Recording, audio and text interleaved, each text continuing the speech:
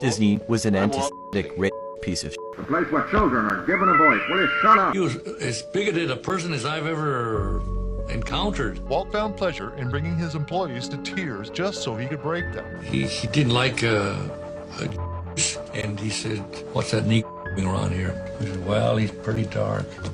Get rid of him." New character, Skinless Jim. Jim said children's skin. Let's get into it.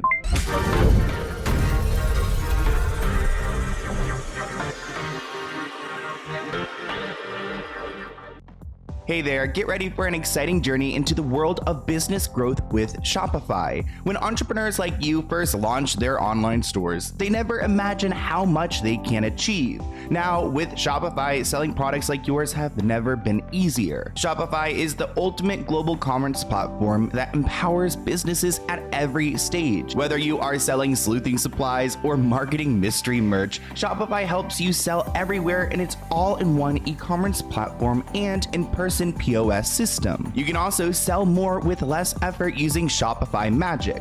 Everything's about AI nowadays, and of course, Shopify is on board with their AI-powered tool that helps boost sales effortlessly. Ready to take your business to the next level? Sign up for a $1 per month trial at shopify.com/Sloan and let Shopify help you grow no matter what stage you're in. Don't wait any longer. Head over to shopify.com/Sloan now. Your success story starts here. Thank you, Shopify, for sponsoring this episode, and enjoy. Welcome back to the Let's Get Into It podcast. A lot of people associate Disney with happiness and joy, but there is a darkness to Disney, and it starts at the top with Walt Disney. There's also a bunch of employees and conspiracies, like why are so many employees working at Disney arrested for messing around with minors? It's definitely not a good look. This is going to be a two-part podcast because in today's episode, we're going to talk about Walt Disney, who he is, and why his employees are so problematic. There's going to be some conspiracies to go along with those as well. Then in part two, we're going to talk about the dirty jokes in his movies, the movies we grew up with, and this story about dead bodies being buried on Disney's Golden Oaks Ranch. There's a lot to unpack here, so let's go ahead and get into it. Now, Mr. Walt Disney is a real person, and he had a dark side to him. He was born in 1901 in Chicago, but he spent most of his life in Kansas City, Missouri. It's known that Walt Disney had a difficult upbringing with a strict and potentially abusive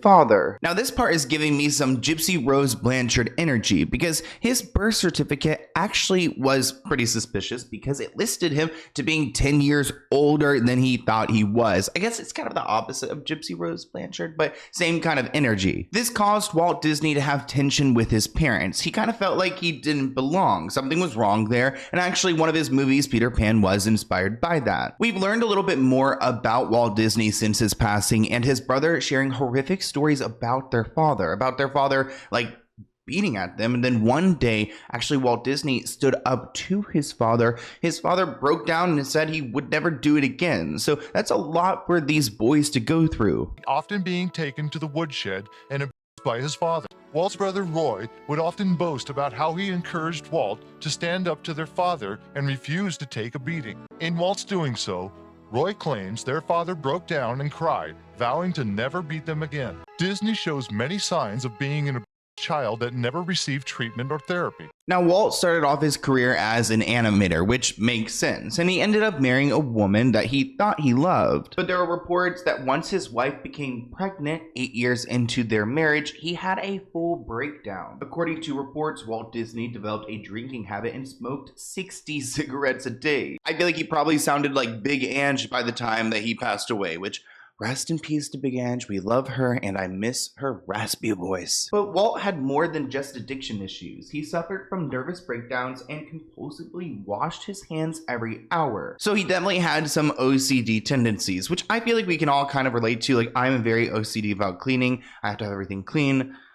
Sometimes it is a problem, but you know what? I mean, it's a good problem to have. Washing his hands, though, probably to the point when they're raw, not a vibe. I couldn't do it. Now, Walt established his own animation company. He had a team below him, but in 1941, there were some problems. His workers were not happy with their wages, and they actually went on strike against him. Now, Walt Disney did not give in to his team very easily. He did not just give them more money. So they kind of did things to taunt him, and I think it kind of started the culture of this perversive attitude at Disney. For example, on his 35th birthday, the animators threw him a party where they screened an explicit cartoon featuring Mickey and Minnie. And maybe some people would think that's funny, watching Mickey and Minnie. Ew, actually, who would? I'm sure there are people that get off at I'm sure that exists somewhere just nowadays. But back then, in the 40s, they created this kind of as a way to say F you to him and the brand he's built. Now, Walt Disney did not appreciate this animation. He actually laughed a little bit. People thought it was cool. And then he asked who created this.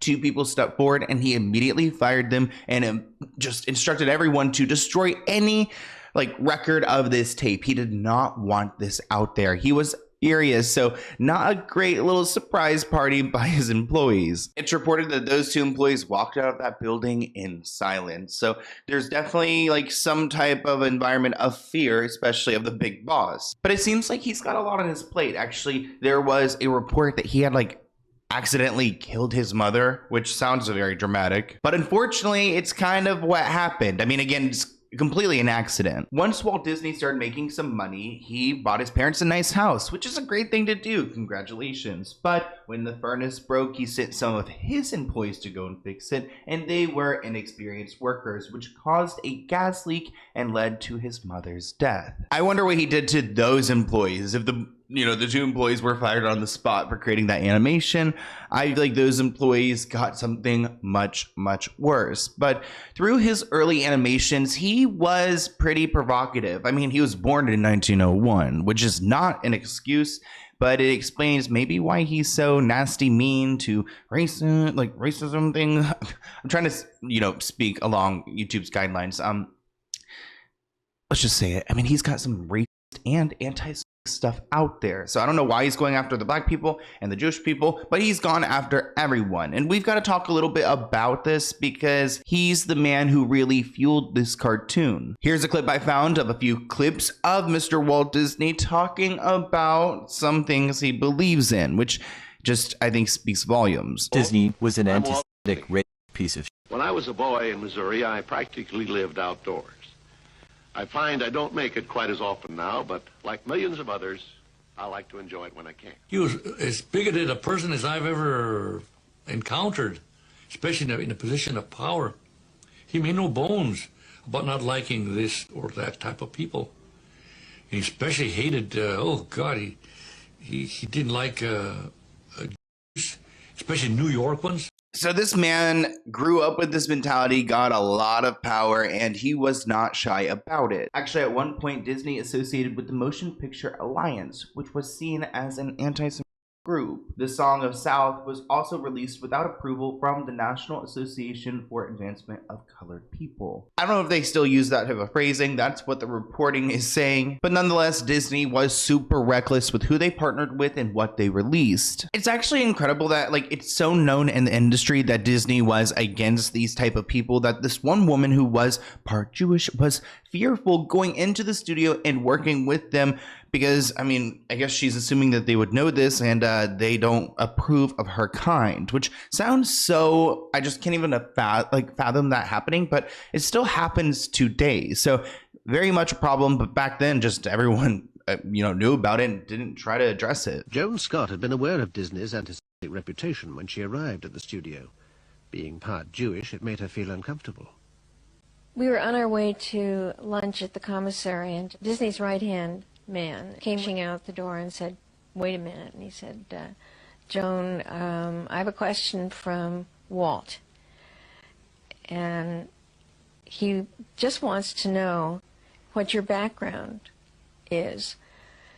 And I knew, I don't know if it's instinctively just common sense, that he didn't want to know if I was English or French. So I said, I'm really American hash. I'm some English, some Czech, some German, and I'm an eighth Jewish. And you could see this man's face just change expression. So literally this man heard that she was an eighth, and he just had a reaction. He could not handle it. She wasn't good enough, I guess, to work with them, which I think is so sick and just close-minded. And I don't know, it just doesn't really make sense to me. Like, we're all essentially human beings. Like, the belief system is kind of separate from that entity, but yeah. Clearly, you can't like reason with this mentality. At one point, Mr. Disney personally hosted Leni Riefenstahl, a propagandist, at his studio. She later said it was gratifying to learn how thoroughly proper Americans distance themselves from the smear campaigns of the Jews. So really, this man is ruthless, and I feel like back then, if there was social media and a lot of people learning this, like constantly, like I was listening to a podcast today that was explaining how, like, you know, back then, you know, people cared more about the economy than they did social issues. And I was thinking to myself, I think it's like the communication that we have now. You can learn about these things and learn to care. And maybe back then they weren't talking. I mean, you know, I'm sure nobody wanted to post all these stories about Walt Disney in the newspaper. So really, people had no idea how nasty he was behind the scenes. And the people who did, they're not going to talk about it because they don't want to get blackballed. You know, whoever was hiring, I forget, hired this very dark. I mean, he was blue, black Hindu, very dark. And so, Walt. It's also incredible to hear these people talk about how he was so dark, like just, I mean, this man's saying he's evil, but this is the Disney guy, the guy that created this, like, the happiest place on earth.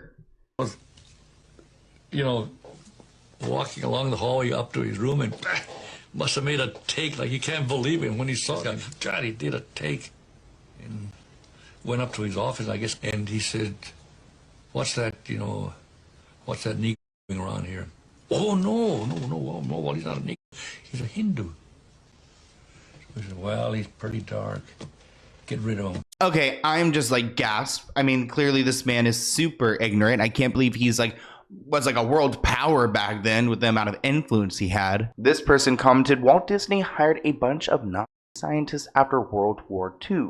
I know he was fascinated with the rocket science, but for more info, read the book by Jim Marrs, The Rise of the Fourth Reich. Another person added, Walt Disney also hated Jews with a passion that would make Kanye and David Duke blush. Yet he won't get canceled in this lifetime. The mouse makes way too much money off his name. And I think you guys would already know this. If he doesn't like black people, doesn't like Jewish people, doesn't like really anyone besides white men, he clearly doesn't like women. There are reports indicating that Walt Disney preferred to keep women at low-ranking roles, so he wasn't going to sit at a table and discuss any big business deals or anything really with any woman. And when women did reach these certain roles in animation, he made it much more difficult for them. In the 30s and 40s, women had the role of inkers in animated films, meticulously hand-painted each cell for the creation of Snow White. Women reportedly worked over 80 hours per week.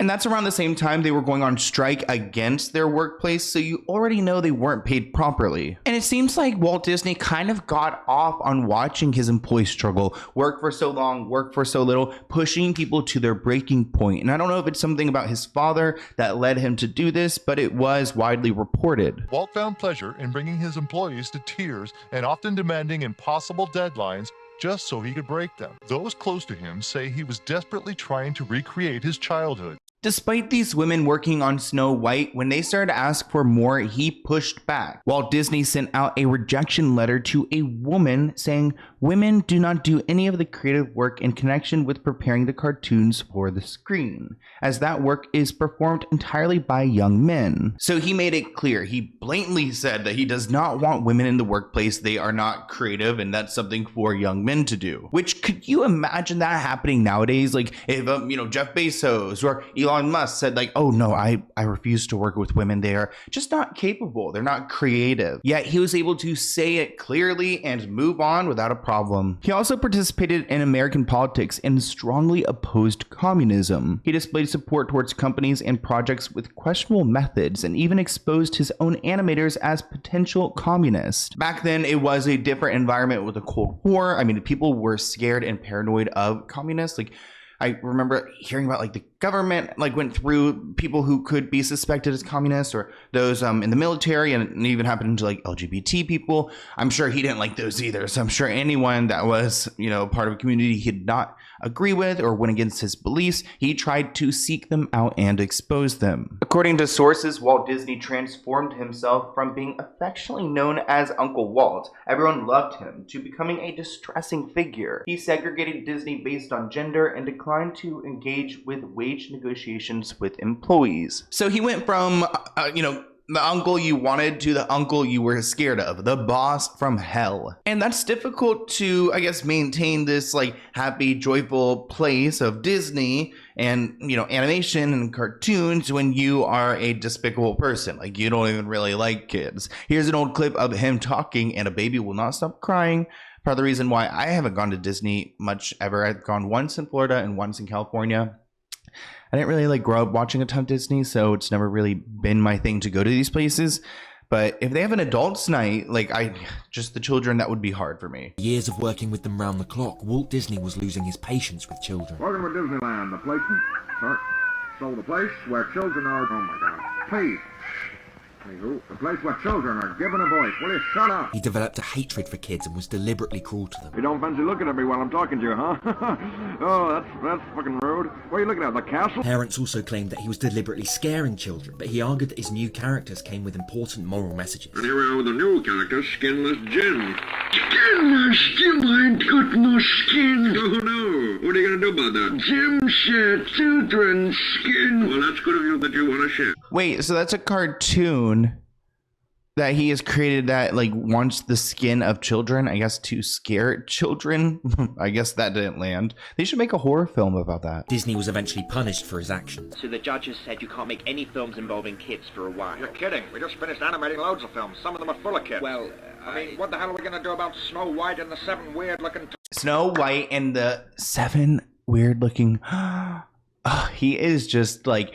Imagine him running for president. It kind of reminds me of someone, maybe someone in modern history. But I do want to talk a little bit about the workplace there. Specifically, theories of Walt being a person who is into minors and someone who has been influential in the Illuminati space. I mean, we talked about him getting into American politics, so let's talk about how much control he really wants. I also want to talk about his employees, because you guys know, like, he went through his employees, and even nowadays, since he's been gone, like, he's had problematic employees at Disney, and it just kind of seems like there's been a long culture of really nasty people running that place, so they're hiring like-minded people. Like, here's a modern take. At least 35 employees of Disney World have been arrested in connection with messing around with children, crimes, offenses since 2006. The news organization CNN reported that an investigation discovered that staff, including a concierge, a training tour guide, a bunch of people who are running the park and around your children were arrested. According to the report, a night shift manager was discovered writing a Christian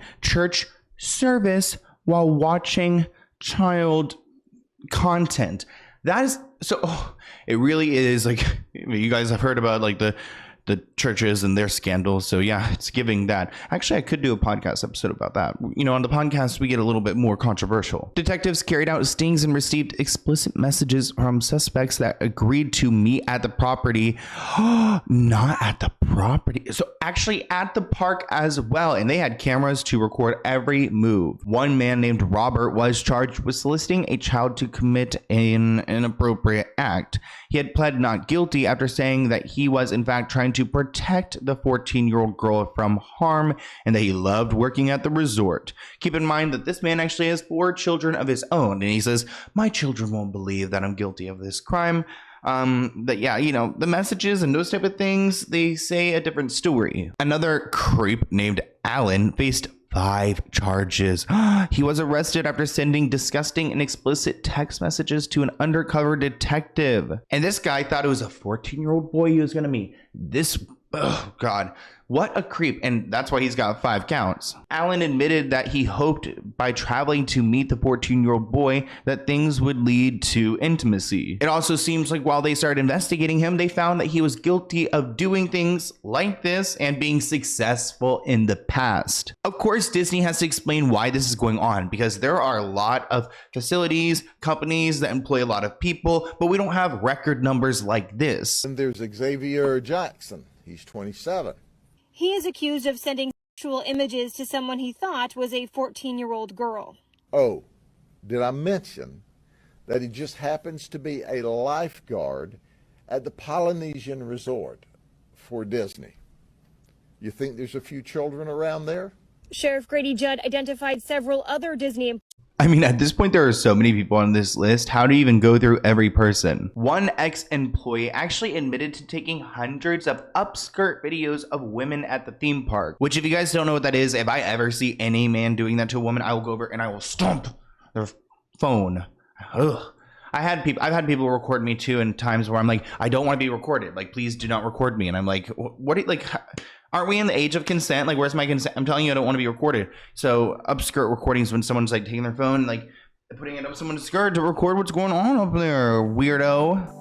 Hey there, get ready for an exciting journey into the world of business growth with Shopify. When entrepreneurs like you first launch their online stores, they never imagine how much they can achieve. Now, with Shopify, selling products like yours have never been easier. Shopify is the ultimate global commerce platform that empowers businesses at every stage. From launching your online store to hitting significant milestones, Shopify provides you the tools you need to succeed. Whether you are selling sleuthing supplies or marketing mystery merch, Shopify helps you sell everywhere in its all-in-one e-commerce platform and in-person POS system. You can also sell more with less effort using Shopify Magic. Everything's about AI nowadays, and of course, Shopify is on board with their AI-powered tool that helps boost sales effortlessly. Plus, did you know Shopify powers 10% of all e-commerce in the US? That's right, it's the global force behind brands like Allbirds, Rothy's, and Brooklinen. Ready to take your business to the next level? Sign up for a $1 per month trial at shopify.com/Sloan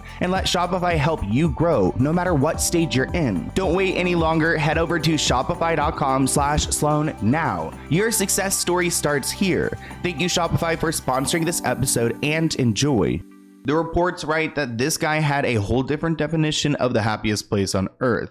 Police arrested a Walt Disney World employee after a security guard caught him recording an upskirt video of an 18-year-old woman. His name is Jorge. He was working at the Star Wars retail store at the Disney's Hollywood Studios. A woman was shopping for lightsabers with her fiance when a guard reported this. It actually turns out that Jorge admitted to taking more than 500 upskirt videos of guests during his 6 years working at the theme park. He said he keeps the videos on his phone as a guilty pleasure and he uses them to get off to. Great. Wow. I'm not great. I mean, gross.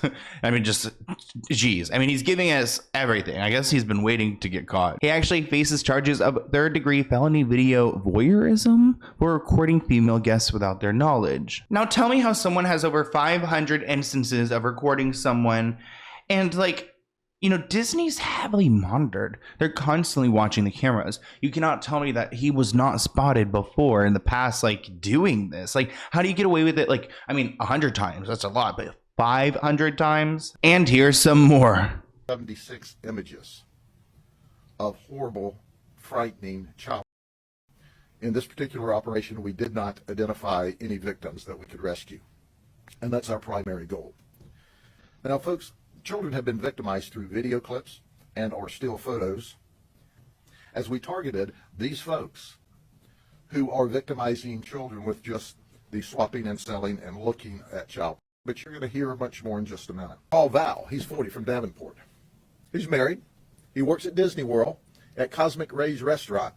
In fact, he just recently moved to Polk County from Indiana, and he moved here specifically to work at Disney World. It's almost like this guy thought that this place would be a safe haven for him and other people like himself. I mean, just looking at the facts about Walt Disney and the person he was, it's kind of easy to understand why there are such dark and dreadful things going on at his facilities. Mr. Walt Disney spent a lot of time at his studio and had his own private accommodation at the center of Disneyland. He suffered many episodes of insomnia, for which he would take alcohol and tranquilizers to go to sleep. He would go for weeks without setting foot on Hopi Hills, his estate, or seeing his family. So he was constantly at the Disneyland, sleeping in his bunker. Now, there are people who theorize that there's a lot more darkness at play when it comes to Walt Disney and why he stayed at Disneyland and his connections to important, powerful people. I mean, in his work, you can see like this, for example, there's the words "ask about Illuminati." In one of his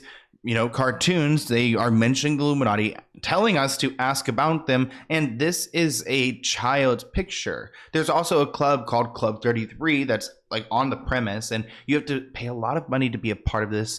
I'm not entirely sure how exclusive it is, but the way it's described just sounds kind of cultish. Disney has a club, Club 33, where you have to pay 6 figures just to join. You pretty much have to be invited. It's a very exclusive club. The only real benefits of this club are like these secret restaurants in Disney. Oh, I heard those are good though. You don't want to know what's on that menu. Apparently, there's a club within that club where they throw private parties for the elite, the ultra wealthy. People have like snuck in and taken pictures inside these places, and they have like artwork and statues of Baphomet, and they say that Walt Disney in his parks created a bunch of secret passageways, and there can be access through the Club 33 rooms. Why would they even need secret passageways? We've all heard the conspiracies about these Disney projects and some of these messages being within his films, just blatantly out there. I mean, if you Google subliminal messaging in Disney movies, you'll see a lot. One person wrote, "I remember when I researched about Walt Disney, I found that he was a 33-degree Freemason and was into brainwashing through subliminal messaging. This is why now Walt Disney today has distanced itself from the former versions." And if you do look at some of those older cartoons, like this one of Mickey, you'll see it's pretty inappropriate. He's got his, wiener sticking out, and he's sticking it into cheese to make Swiss cheese. Pretty nasty. There's a lot more perverted jokes and disgusting things within his film, and we're going to dive into those in part 2 of our Disney coverage. So tune in for next week's episode and get ready, because it's going to ruin your childhood. Absolutely it will. But thank you for watching this episode. Leave a comment below, and I'll see you guys next time. Bye, guys.